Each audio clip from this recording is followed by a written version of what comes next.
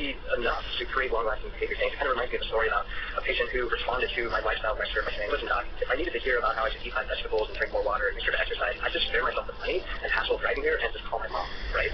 And so what ends up happening a lot of times is that we come up with these intricate lifestyle intervention treatment plans, and the patient is super motivated. They're going to be a brand new person when we see them again, and what? Sometimes it happens, other times not. And what I hear a lot of times, from clinicians is that, well, it's really patient compliance. I kind of start to hear these patient compliance sentiments. And I hear things like, I don't have any control over what happens once patients leave my office. And, why don't they commit to these treatment plans? It's ultimately up to them to do the work. I can't do the work for them, which, that might be literally true. But it's also up to us as clinicians that when those patients walk out the door, that they have as much support as we can possibly offer them. And the one interesting thing, as I mentioned, is that a lot of times patients usually just like their own bad habits. So again, how do they arrive at that particular lifestyle? The elements that govern our overall capital L lifestyle are really complex and often interrelated. And many of these lifestyle elements that I've listed here are in our patient's control, but many of them aren't too. So here I have listed things like stress, sleep, diet, nutrition, which also does relate to toxic exposure, emotional activation, which is kind of like your daily ups and downs, movement or exercise, spiritual or religious well-being, fresh air, which to me includes access to the outdoors, also includes our breath rate and our breathing quality. I'll talk a little bit more about that later. And then social connection. These things all impact our functional physiology and can cause short-term or long-term functional disturbances. And then finally, these things they don't exist in the vacuum. They all exist within this kind of genetic potential. I know a lot of times we're talking more and more about things like nutrigenomics and genetic testing and epigenetics. And so, I just kind of briefly put this in context with regard to these things are all existing within our genetic potential.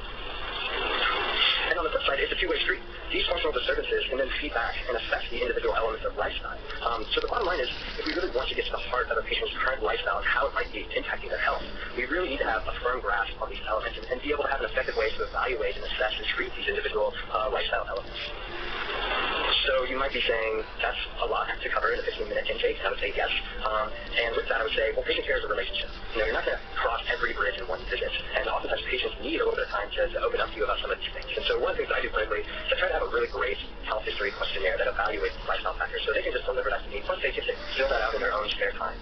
I find often that I have at the end of that, how much did you enjoy actually filling out this long, lengthy questionnaire? And most times they actually really enjoy it because they get to sit down with those individual elements. And then it's important to structure your visit. So the initial visit is really going to be mostly history gathering. So maybe what labs am I going to run? What am I DXing? Just kind of compiling the clinical picture and maybe sort of an initial treatment plan. Then once you get the labs back, you have a follow-up visit, and you can start to discuss some of these key lifestyle factors behind the functional disturbances that you uncovered in the first visit. That's really kind of how I start this ball rolling. So when reviewing the labs and, of course, the clinical picture, what you're going to find is that some of these factors will end up being more important etiologies for a particular patient than others. So let's just use, for example, stress to explain what I mean. Stress can very directly impact many of these other key elements. For example, sleep. Stress can impact sleep. It can impact your diet and nutritional intake. It can impact toxic exposure because having a lot of people deal with their stress, right? They might turn to some even toxins to kind of help cope. Emotional activation like anger and anxiety, and also stress directly affects your ventilation and your breath rate, which is also somewhat interesting to me. And then also, stress in and of itself creates functional disturbance, mostly in kind of one of our most popular functional disturbances, fatigue, which can then change many of these other key lifestyle factors and then change behaviors down the road. But if you really think about some of the main things that create or alleviate stress, it reflects the diagram I showed before and pertains to some mental and emotional state and wellness issues. Because stress is both involved directly and indirectly to all these other aspects of lifestyle. A lot of times I consider it to be a key factor, especially when it appears in our laboratory evaluation and patient history. And this is going to vary from patient to patient. In one person it might be stress that's a key factor, but in another it might be social connection or it might be toxic exposure. And that's why our labs can really help to kind of uncover some of those key factors. But just looking at this cycle another way is more of a process. We can also see that as symptoms appear in our patients, their mental response and emotions are impacted, oftentimes creating further changes in their behavior. Right? So lifestyle creates the functional disturbance and then leads to symptom manifestation, and then that's going to change your mental and emotional state and kind of go around and around. So it can be like a downward spiral for many of our patients, slowly acquiring more and more health complaints. If we begin to work on one or a couple of these key lifestyle elements at a time, we're already going to be having a tremendous effect on our patients' functional physiology and disturbances. And so hopefully, there's going to be an upward climb, functional improvement and symptom improvement and mental and emotional improvement, leading to more motivation for more behavior change. And so we start swimming back upstream. So hopefully I've impressed upon the why to do this and how just critical it can be. So let's talk about the how. The issues here really are fundamental for creating long-lasting outcomes. Lifestyle change is one of the most difficult things that we ask our patients to do. And just as an example, and actually what was the most difficult behavior change that you have successfully altered as an individual? Is that even as difficult as what you're asking with some of your patients? So I think that it really helps to have that understanding and compassion, and it also obviously helps to have some tools to evaluate and treat effectively. So just on the subject, let's just talk a little bit more about evaluation and management of stress clinically and through testing. What is perceived as threatening to the well-being of the individual. So this could be a physical threat, an emotional, psychological threat. And this first sentence is critically important because part of what dictates our levels of stress and exposure to stress is based on how we interpret the world around us. So this means that two people could be placed in the exact same situation, and their stress response could be completely different based on how they perceive it. Stress can come in the form of physical threats and also emotional, psychological threats that I mentioned. And the thing about these threats that is somewhat dependent on our expectations as what will or should happen. I find that hugely interesting. So to give you an example, let's just create a purely fictitious scenario. Let's say that my 18-month-old daughter is walking in the yard and has her foot on a branch. So the brain then assesses the situation and then associates it with what it knows. Now, I have the expectation that nothing will ever cause her any physical or emotional harm in her life ever, and she'll live happily ever after. But now, my brain is starting to see drops of blood, hearing her cry, and there's a major disconnect. So what happens? Psychological threat, I freak out, dramatically whisk her away to safety, watching her feet, my heart's racing, pupils are dilated, stress. And it came from the external environment, but it's based on perception and expectation. Right? Because you ever notice parents who have 3, 4 kids? I mean, those kids are often running around like demolition cars, smashing into each other, running into doors, and the parents are just calmly enjoying their morning coffee. What they perceive as threatening to the well-being maybe has a higher threshold than what I perceive. So how do we effectively evaluate and determine stress as a key factor for our patients? Well, first, the patient history. Do they report that they're under stress? That's a good sign. Or do they present like a cortisol patient?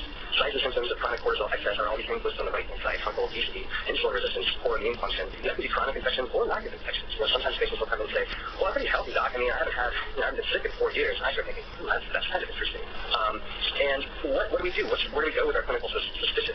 Well, the adrenal cortex stress profile is probably the most clinically useful lab test for the stress evaluation.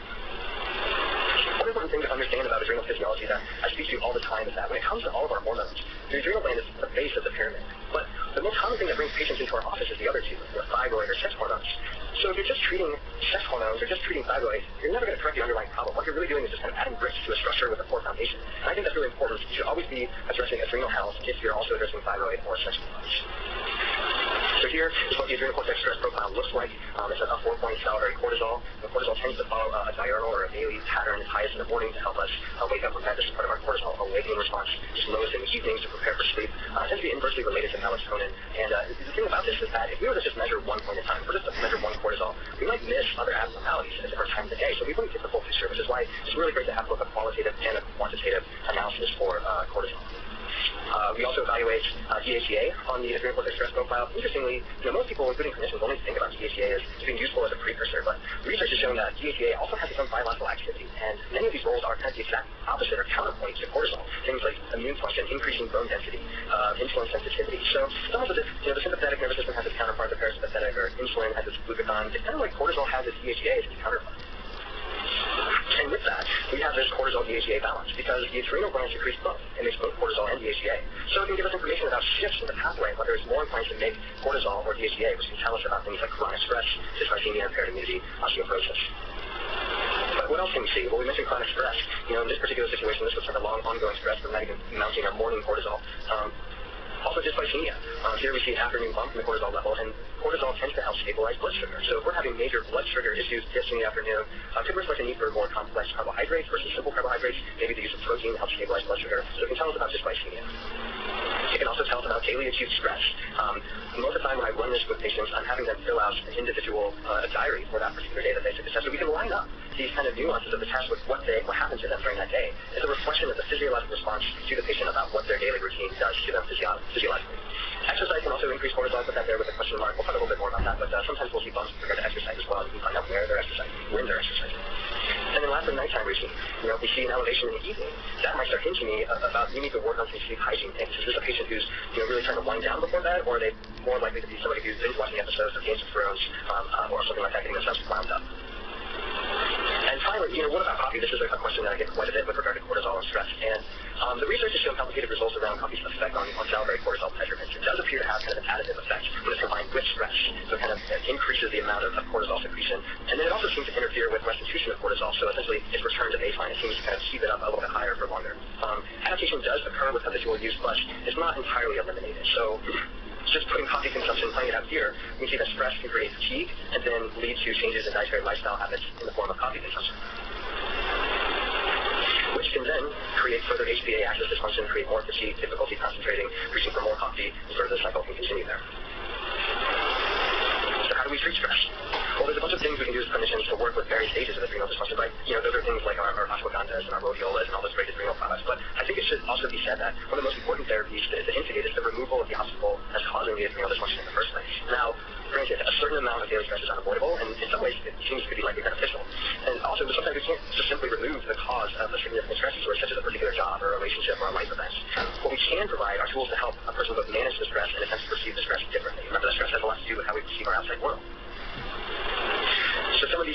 and techniques.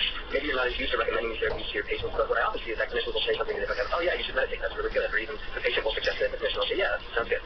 But I see our patients would really benefit if we're able to help them take that step toward actually doing it. Whether that's investigating areas that sell particular books that you found useful, or having a list of counselors that practice things like mindfulness counseling, or whatever that would be in your particular area. It's all about kind of helping them take that step if they're showing that they want to.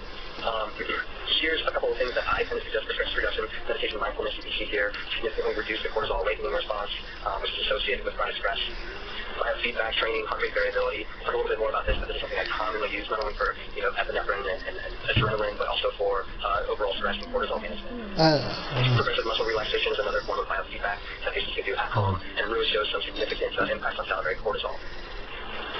Qigong, Tai Chi, yoga, just some other articles kind of supporting those particular things as well. And of course, massage therapy, showing cortisol decreasing, serotonin dopamine increase. It's really great therapies here. And if you think that these techniques are somewhat new agey and don't really have as much impact as people think, look at the research. A lot of money is really being spent towards mind-body medicine these days to show its effectiveness. Some other interesting things that we might think about: pet therapy, music therapy, and also finally, last but not least, exercise, which does cause cortisol elevation during the exercise, but the long-term effects of it is a lowered response to stress-related physical fitness with improved DHEA cortisol ratios. The other aspect that we're seeing now to assist in compliance with these therapies is that there's very easy tools out there now.